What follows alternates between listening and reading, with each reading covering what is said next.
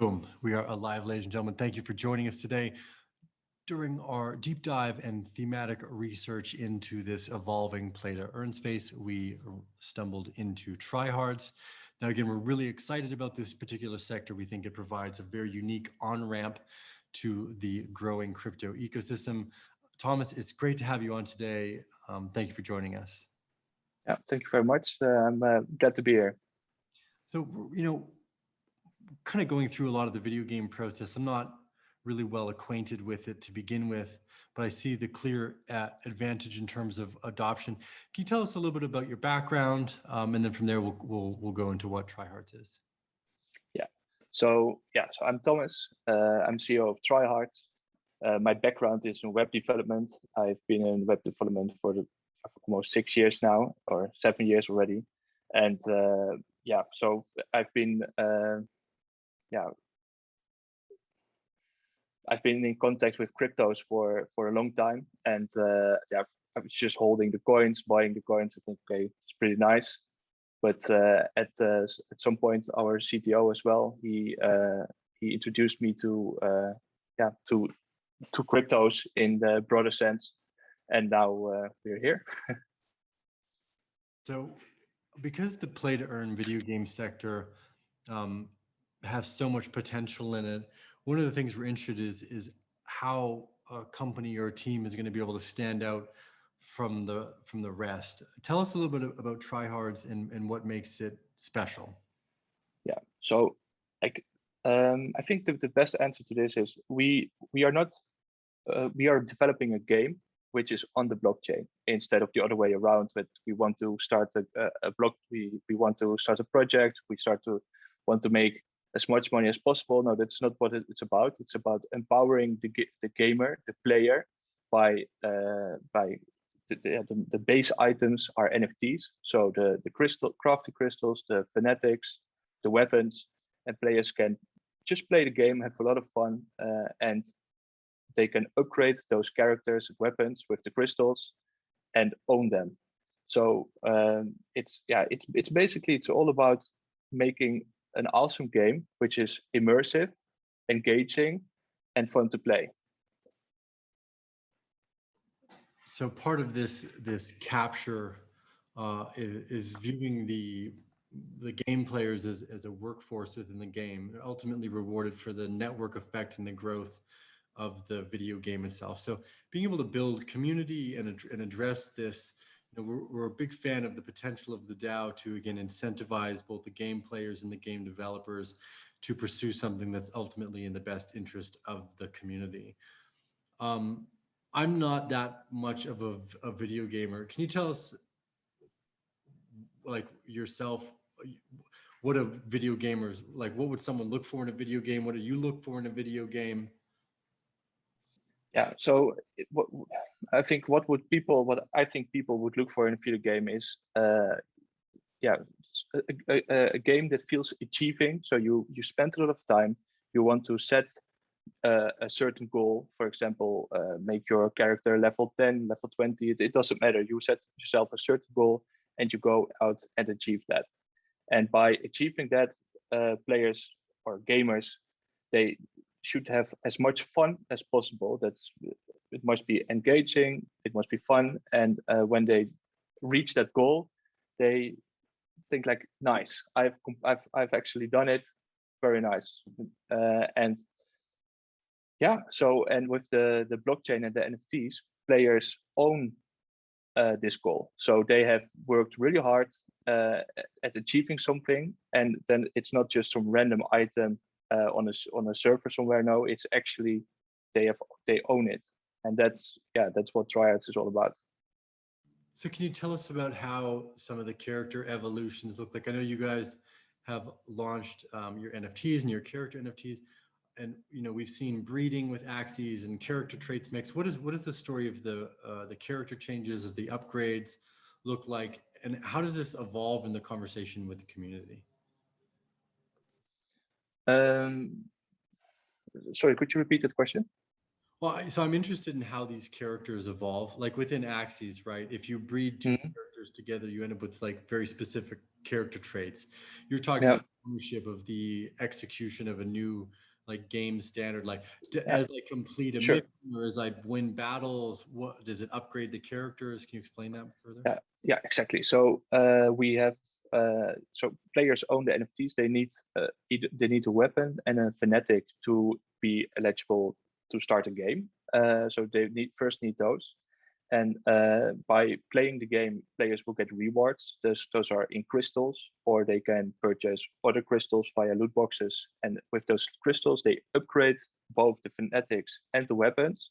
And they give those upgrades give multiple things. So they give more staking power, which is the most important one, because you will receive better monetary rewards from that. From that, and the yeah, so the base stats of the weapons and the fanatics also grow. So for example,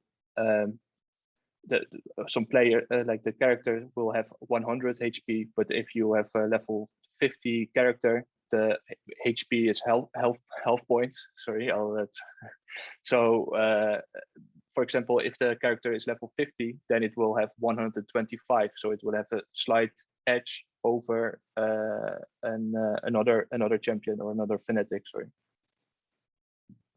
So one of the things I've been interested to see is if how in-game assets are lent and or revenue is shared between the players and the people that own some of these assets. Do you have anything in your roadmap that allows this type of character function built into your ecosystem already? So you mean to lend other players your NFTs, or Yeah, what if I want to lend a character to someone else?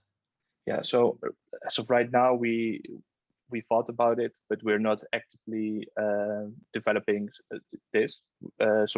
So we might do this in the future, but yeah, we really need to focus on the basics first and get the game out there and make it as like seamless as possible without any bugs. Yeah, simply a smooth gaming experience.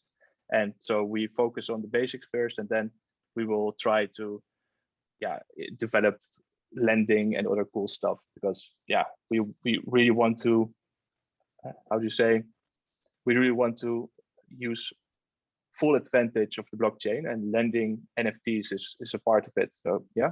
Okay, so I guess a better way to maybe frame this question would be to take us through the roadmap of Tryhards over the next 4 to 12 months. Yeah. So TG is coming up 24th of November. This will be huge. The first loop of the game will be ready, so players can purchase NFTs. They can upgrade them. They can take part in the staking. They can provide liquidity. They can already do basically everything, but play the 3D game. So the 3D game will be released at the end of Q1 in 2022, and by then players will be able to log into the game, run around on the map, and actually, yeah, change characters, change weapons, upgrade, or you can already upgrade them, but you can use everything. So you can do the game modes, 1 versus 1, 2 versus 2, maybe later also the PvE, and this will, from there we will just continuously continuously develop the game. So we need more game modes, we need seasonal events, we need maybe gonna add some quest or anything to make it more interesting and to create a real game. Yeah, in-game asset loan and revenue share. Well, this is so one of the things again that I think is important for everyone to understand is that as investors in general, Thomas, one of the things we look for is how do we find a theme, invest, and then continue to expand. We've seen a lot of great success around launches, but also the more patience kind of watch and build strategy. So, for anyone in the Bear family who's new to entering into this sector, the opportunity is not always is throughout time. So never feel like you're missing out. Like there's so much to learn that goes into just understanding how you access it. So for instance, Thomas, where are you guys doing your TGE events and your launches, etc., and on what chain? Yeah, so we're going to launch on the Polygon chain. Yeah, first Polygon chains, maybe chain. Maybe we will also launch, or sorry, maybe we will bridge over to Solana and Binance chain later. But first, we start off on the Polygon chain. Yeah, so IDO launches are the IDO launches are on Seedify, DuckDAO, Polka Bridge, ProStarter, and we have another one in the pipeline, which is still a secret, so we cannot talk about that yet. But that's also pretty cool. Yeah, there you have it. Well, yeah, this part is always a lot of fun for us. You know, one of the things I try to always explain to everyone is the amount of opportunity in venture capital, and that you never really get what's not just the IDO, but again, the whole process of finding early potentials in the growth of, especially the network growth of something, is so fascinating to me, and people underestimate it. You know, making a broad spectrum thematic approach to any investment and learning how to play here is so important.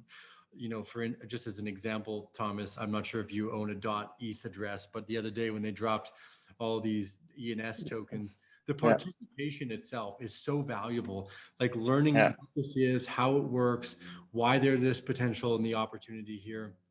I think too many people get stuck on like, oh, I got to put like $1 million into an investment. It needs to do, or 1,000 or 10,000.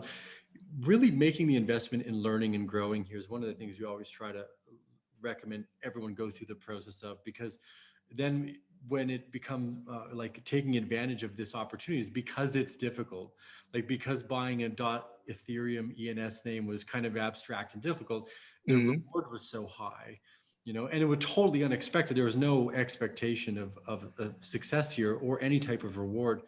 So participation in Bear Family is so important. Anyways, just wanted to point that out there with the ID in the launches. It's a good point. It's a valid point you're making here, because like our CTO Francis also bought some .eth URLs or domain names actually, and yeah, like he was also talking to me, so excited, and the whole community, like the crypto community, everyone is like, oh yes, another cool airdrop. And it's, yeah, so what you're saying, it's all about participating. Yeah, I agree with you. Yeah, being more playful too. I was very hesitant to even focus on the play to earn sector or NFTs for quite some time. We were mostly layer one. Here now I'm like, okay, we're just going to open up, be more playful, and make broader thematic and investment choices to try to learn along the way, because I just don't know. So Thomas, one of the questions that we're always interested in is about the team and yourself. Do you want to maybe start by sharing, like, let's go abstract childhood memory between development and or gaming, and share that story, and then tell us about the rest of your team as well. Okay, yeah, that's so so okay, that's a quite a broad question, but let's start with the start. So with the beginning, yeah, so I've been a gamer all my life, and that's why I am where I am right now. Like I've been how do you say, I grew up behind the computer screen, so played many games, and the CTO is a personal friend of mine, and he yeah, we came up with the concept together, well, with the game, not the concept, but so yeah, so we always wanted to start a game, and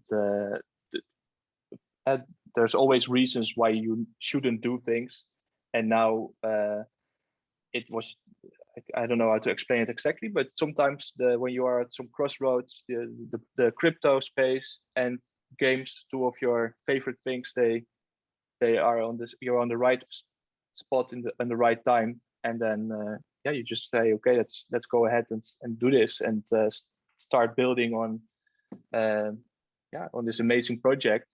And it took off, you know. We a couple of months ago we had maybe a couple of hundred followers. Now we have almost 30K followers on Twitter, 10,000 in the Telegram group. Like it really took off, and yeah, it's all about community. It's crazy.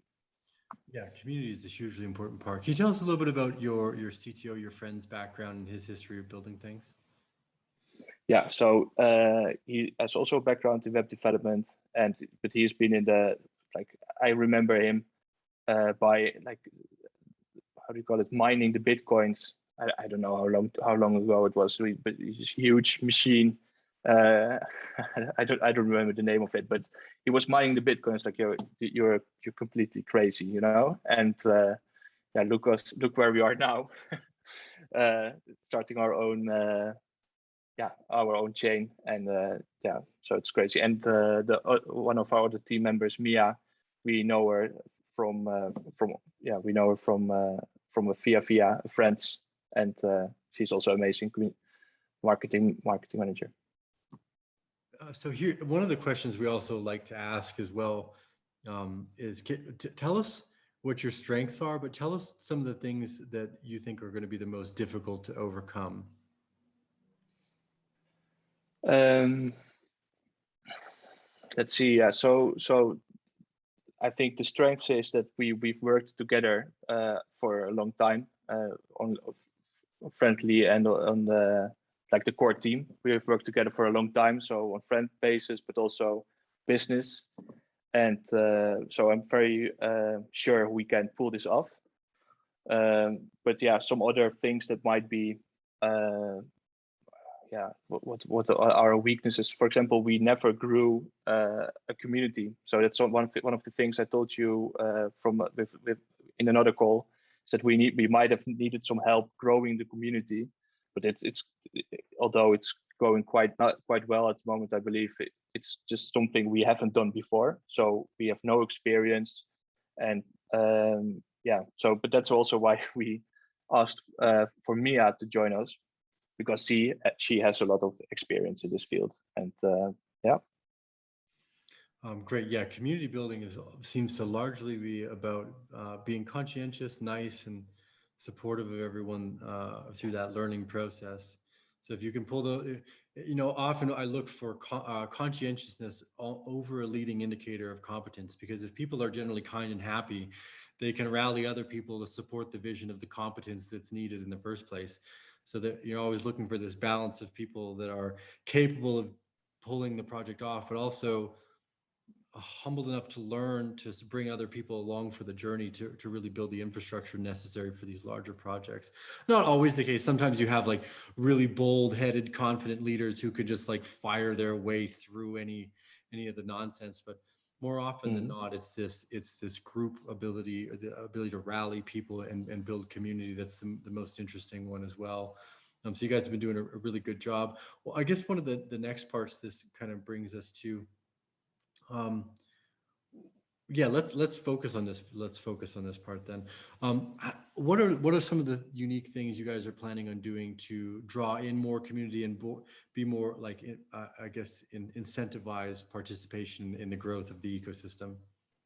One of the things with the community building is what I really notice is that a lot of non English speaking people want to join and are very interested in the project, and that's all. I've done 100 AMAs already, and I've got this question all the time.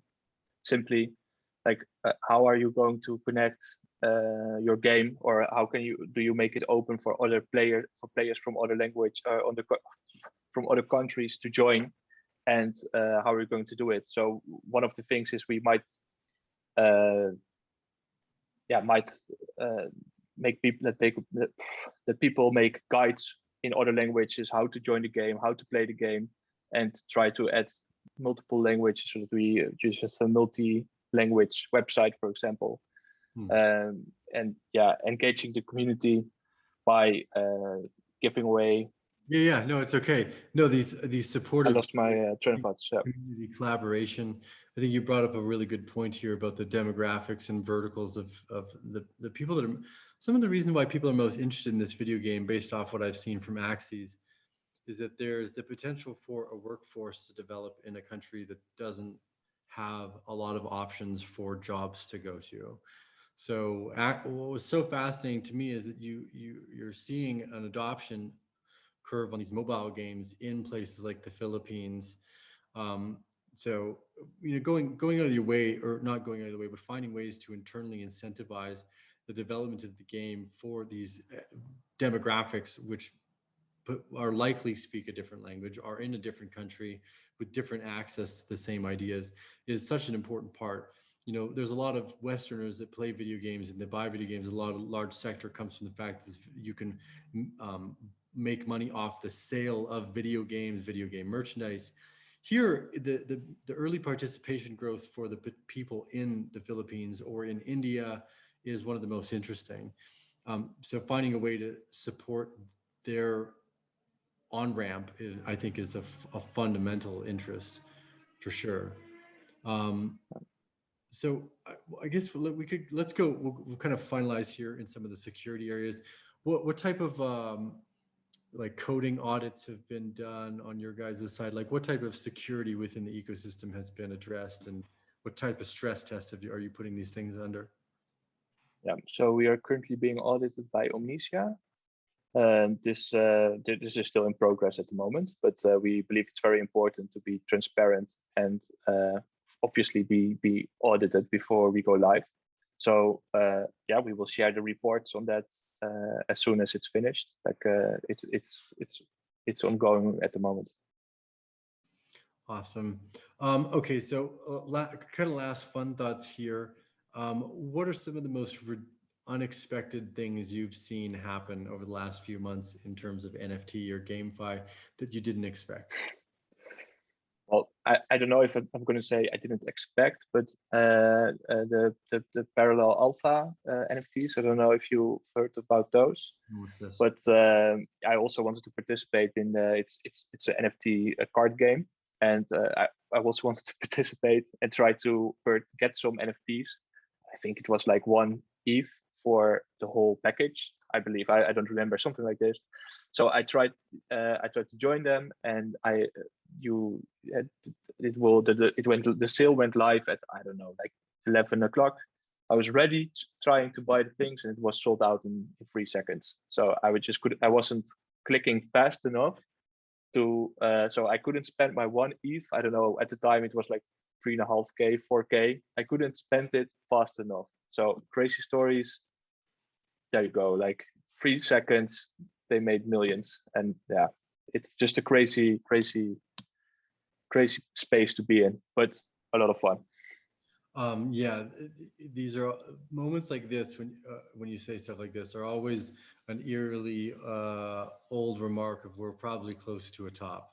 So, ladies and gentlemen, make sure you are in a position to manage all your risk, because when you hear stuff like this, it always means we're close to a top. Anytime there's vigor like this in the market, and it's probably unjustified to some degree, like we all know NFTs are valuable, we know the gaming sector is hugely valuable.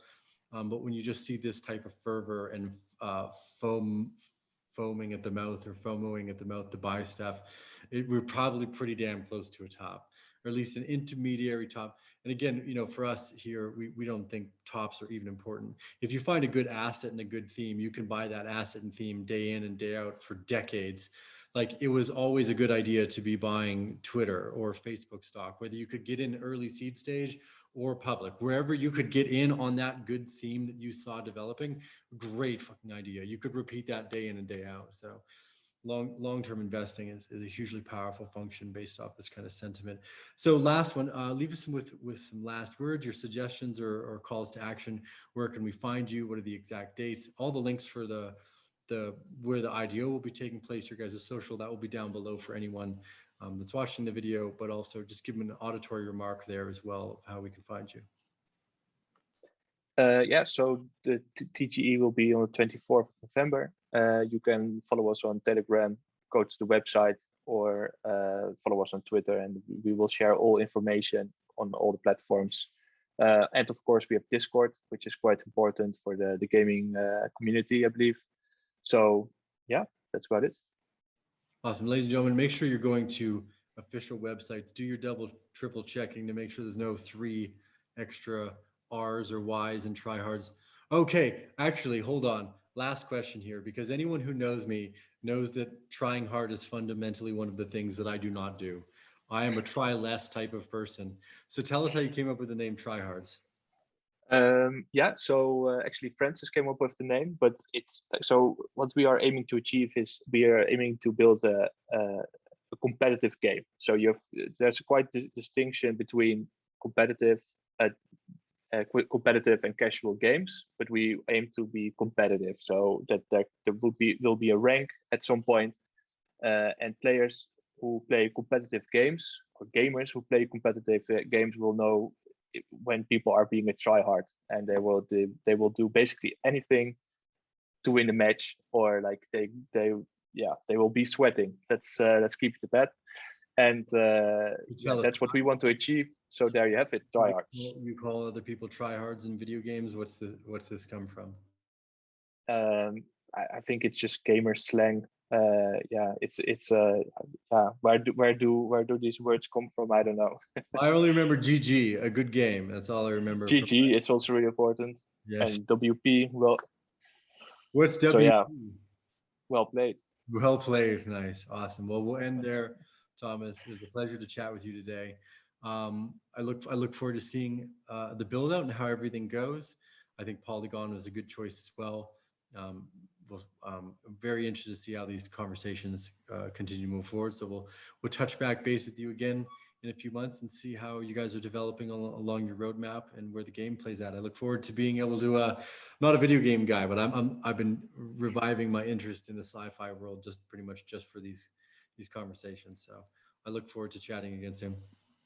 So yeah, who knows? Glad to talk to you, and I welcome you to the Tryhards Metaverse.